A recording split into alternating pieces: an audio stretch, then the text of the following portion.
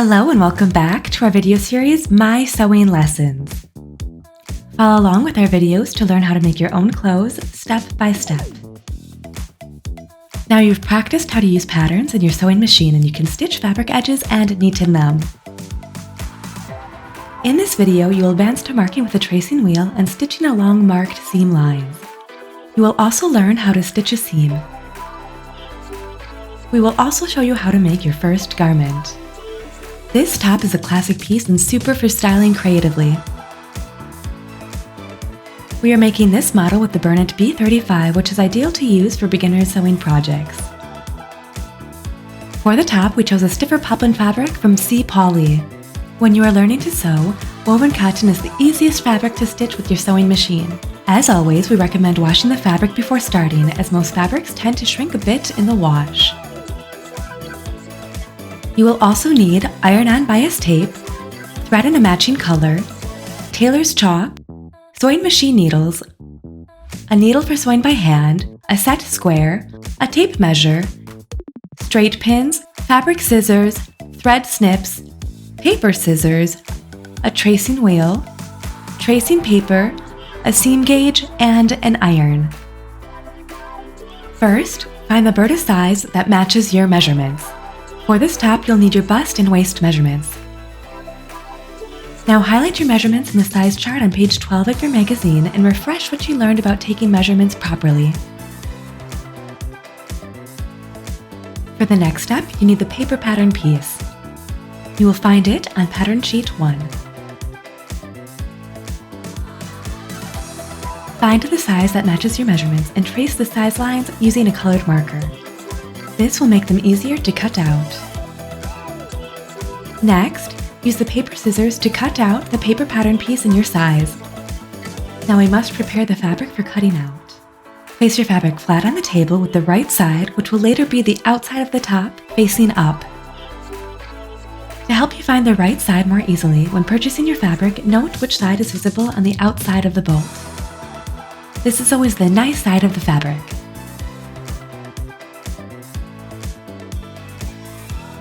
Now fold it in half lengthwise so that the selvages meet.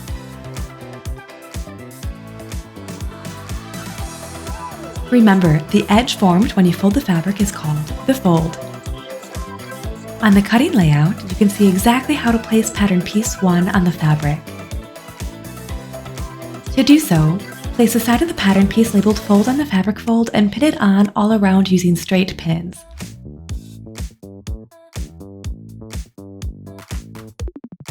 After pinning, draw on the seam allowances since the paper pattern piece only contains the finished width of the top. We'll need extra fabric for stitching and neatening. To draw the seam allowances, place a set square on the edge of the paper pattern piece and use the chalk to draw a parallel line on the fabric all around at a distance of 1.5 centimeters or 5/8 of an inch. For this top, we have one pattern piece that we place in the fabric twice, as we need to cut out one front piece and one back piece. To do so, remove the paper pattern piece and pin it exactly along the fold again. Remember to draw the 1.5 centimeters or 5/8 of an inch seam allowance all around here too.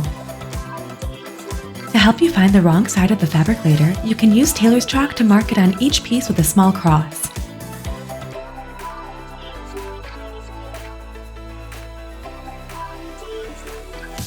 Fix the first piece in place using a few straight pins to prevent slipping, and then cut out the 2 pattern pieces along the outer chalk line.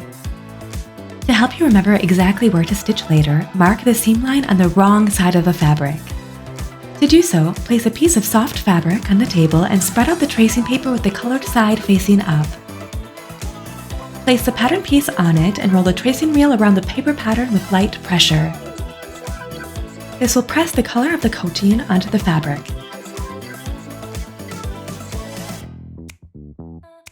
Also trace the notches at the armhole. Now remove the paper pattern piece from the fabric and pin both layers of fabric together again.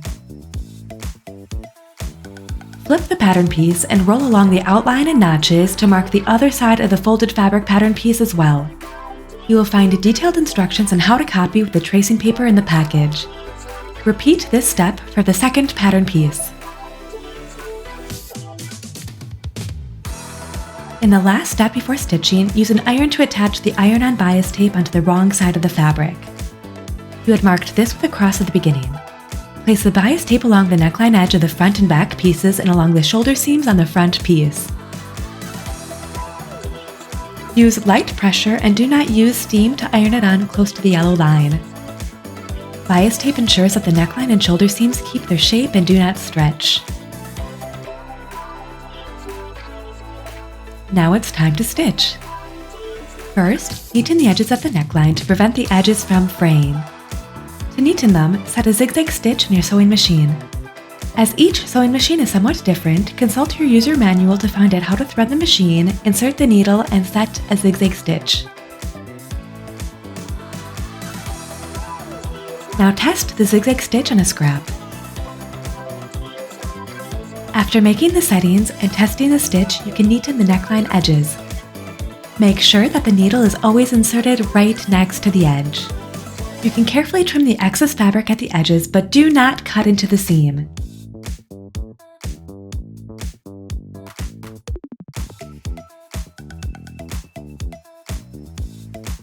Fold and press the seam allowance line at the neckline to the inside.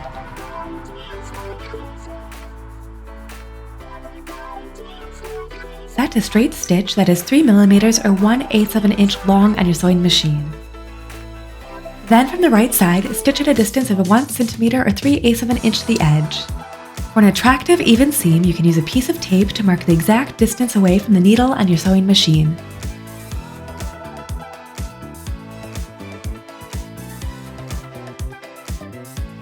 Now place the front piece and the back piece right sides together.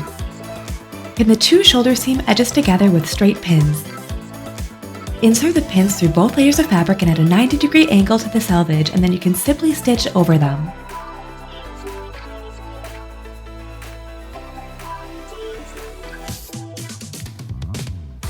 Secure the seam beginning with 3 or 4 back stitches to prevent it from opening later.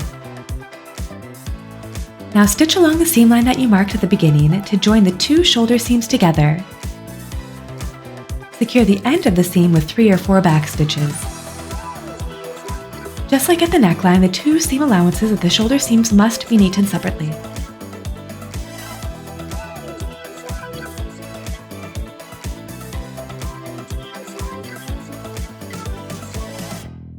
And press the seam allowances apart to make sure the seams look nice. To finish, sew the ends of the allowances to the inside by hand. Insert a piece of thread into a needle and knot the end. Now carefully insert the needle through the inner layer of fabric so that the stitch is invisible from the outside. Pull the thread through to the knot and repeat until the seam allowance is completely attached.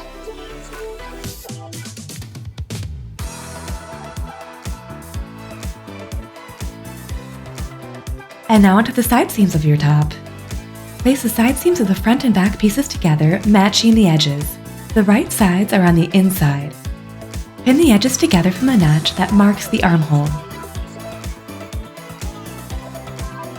Now stitch exactly along the seam line. Remember to secure the seam at the beginning and end with 3 to 4 back stitches. Now you just have to neaten the seam allowances separately with the zigzag stitch. Neaten the armholes at the same time. Carefully trim the excess fabric up to the zigzag stitching here as well. Press the seam allowances apart and continuously fold and press the seam allowances at the armholes to the inside. To make it easier to stitch the edges, you can remove the extension table. Consult your user manual. Now you can stitch the pressed edges on the armhole easily from the right side 1 cm or 3/8 of an inch from the folded edge. At the upper end of the side seam, stitch crosswise across the seam allowances. To do so, insert the needle into the fabric and keep it there. Raise the presser foot to make it easy to turn the fabric.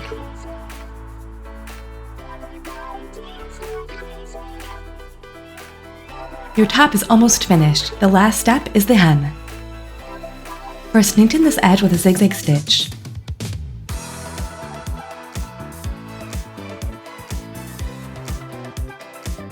Next, fold and press the hem allowance 1.5 centimeters or 5/8 of an inch to the inside.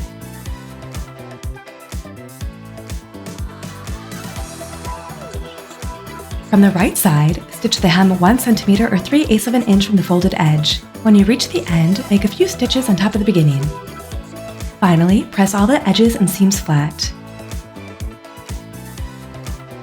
And now you've made a top! It really wasn't that difficult to prepare the pattern pieces and stitch the side and shoulder seams, was it? We hope you enjoyed making your first garment and will return for your next lesson.